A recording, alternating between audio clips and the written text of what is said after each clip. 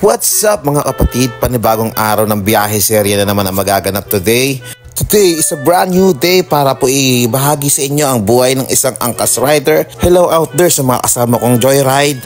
Move it. Ingat po tayo sa kalsada lagi. Drive safe. So ayan nga po, ipapakita ko lang po dito yung ginagawa po ng anak ko. Siya po ay nagninegosyo po ng handmade na artificial flower po. So ayan po yung naging negosyo niya ng Valentine's pumatok po. Then ngayon po nagpapa-order na po siya for incoming Mother's Day. Tapos sa mga minililigawan dyan, nag-mansary, nag-anniversary, lahat ng sari. Pwede po kayong umorder sa anak ko. Mag-message lang po kayo sa akin. Let's go! Pabiyahe na ulit tayo mga kapatid. Bandang 5 PM na po tayo lumabas and hope maganda yung maging biyahe natin today para yung may magandang maiuwi naman tayo sa pamilya natin mga kapatid.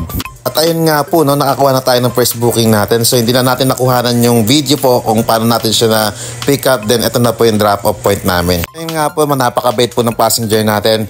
Si ma'am pala ay nagbablog po at gumagawa ng mga reels sa video. Kung gusto niyo po mapanood yung mga video niya, last daw na biyahe nila ay nagsagada po sila. Yung FB account ni ma'am, sari mga reels. So papalo na lang guys. Angkas. Yeah. Okay po. Message nyo na lang ako. Opo.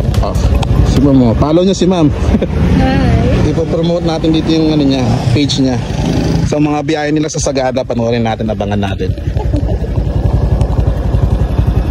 Sir 9. At ayun nga po, pinasukan na tayo ng second booking natin dito sa SM North, going Antipolo po mga kapatid. Pag mga Antipolo ang biyahe natin mga kapatid, ayan po yung mga tinatawag na para tayo nagra-rides lang.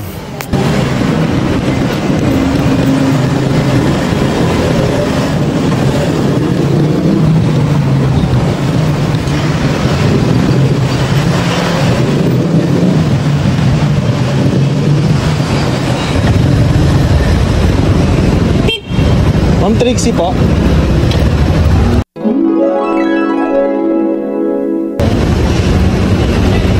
Antipolo to ma'am, no? Apo. I'm here. Next.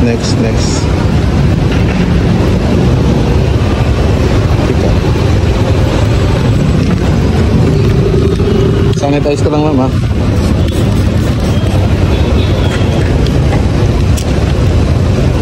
Safe naman doon ma'am.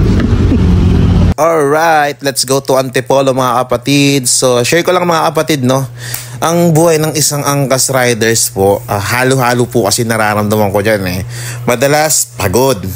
Then, pangalawa po, may peligro po yan dahil hindi po natin hawak yung mga diskarte na mga nakakasabay natin sa kalsada kung paano sila mag-drive. Then, pangatlo, masaya. Masaya dahil parang nagra-rides na double purpose kumikita ka. Tapos masaya dahil hawak mo yung oras mo. Nasa sayo kung mag-grind ka na mag-grind o mag-petex ka. Nasa sayo, diskarte mo yan mga kapatid.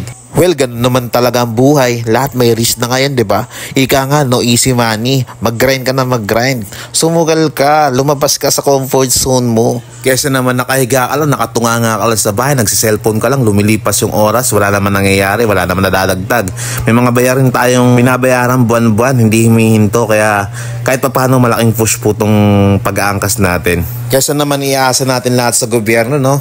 Na kaya naghihirap yung mga Pilipino, kesyo ganito, kesyo ganyan. Actually, wala po sa namumuno yan eh. Nasa individually po yan kung paano po natin itaguyod yung sarili natin at mga pamilya natin. Kaya tulungan natin sarili natin, wag natin iasa lahat sa gobyerno. Yung sisi, bakit naghihirap yung bansang Pilipinas at mga pamilya natin. Kung lahat iaasa natin sa kanila, magiging dependent na lang tayo sa mga namumuno, walang mangyayari sa ating progress. So yun lang mga kapatid. So drop off na po natin tong third passenger natin and then at the same time puno na po yung memory po ng cellphone na pinangbablog natin dito. So sa ngayon, eto po muna, soon abangan nyo po yung mga mas malupit na video, mas malupit na content. Sa ngayon kasi nag-start pa lang tayo, grind muna para makabili po tayo ng mga equipment natin para po magamit sa vlogging.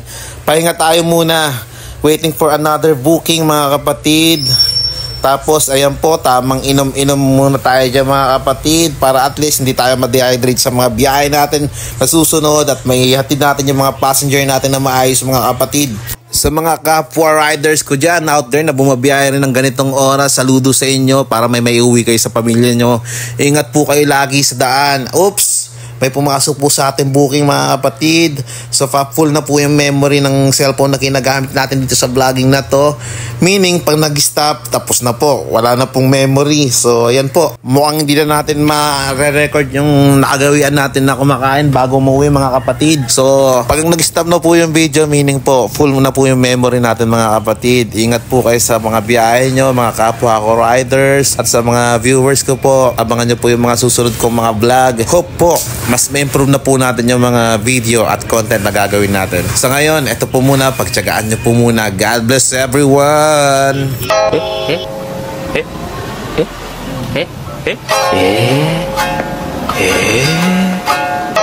Eh?